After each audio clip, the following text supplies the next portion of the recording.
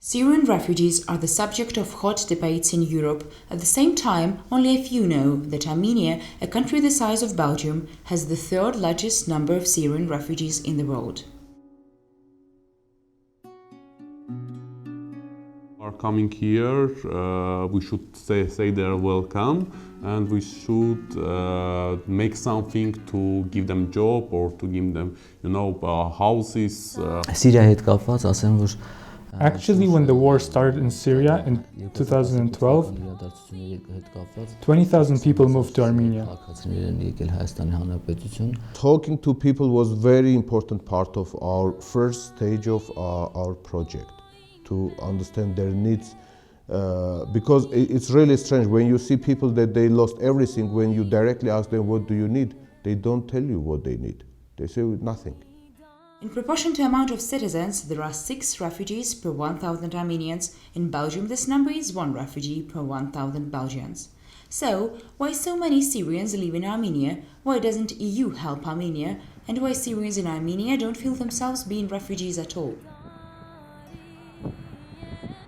This is how European people got used to see Syrian refugees in daily news.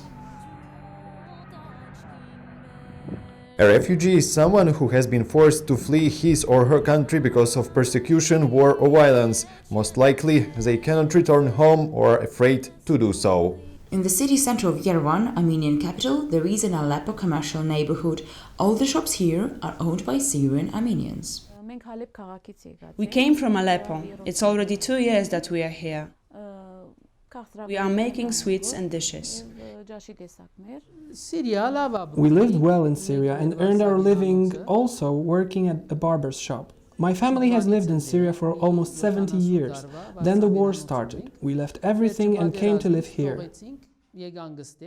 Recently, the world news outlets has written that Armenian government offered refugees free health insurance and scholarships, as well as accelerated procedure of resident permit, low taxes of microloans, temporary financial support, and integration into the social life of the country. The economic situation is not very good, but we do our best for making the life of their people better.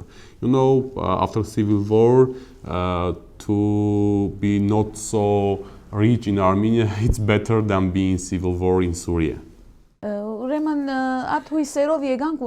When we came to Armenia, we hoped that we could work in our fatherland and could live here, because my husband said that if someday he leaves Syria, he would go to Armenia. I would never go to Europe. But when we came here, we had problems with work and house, because houses are expensive.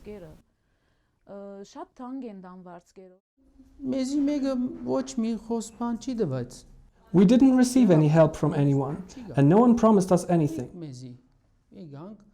We earned all this by ourselves. People welcome us very friendly here and respect us, and that's it.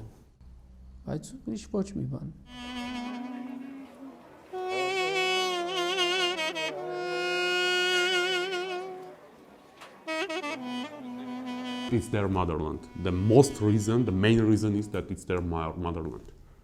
Yes, in fact, they are refugees from Syria, but because of their Armenian origin, for some of them, they refused going to this World Migration Center and ask for refugee status, because they accept this like repatriation. From 2012, only 1,300 refugees applied for receiving a refugee status. The others applied for receiving the citizenship of Armenia.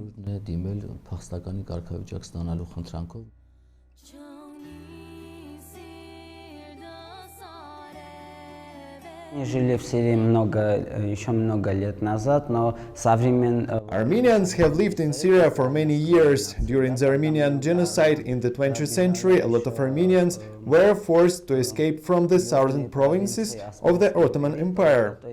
A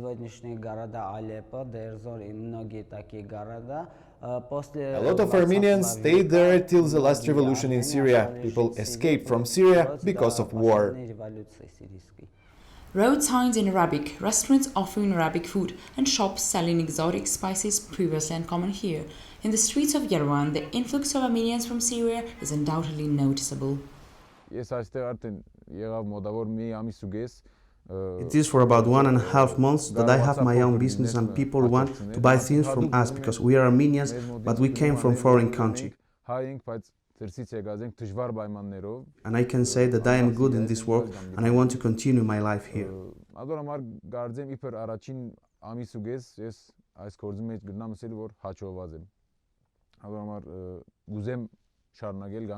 In Syria, we heard negative things about Armenia, but when we came to Armenia, we realized that it wasn't true.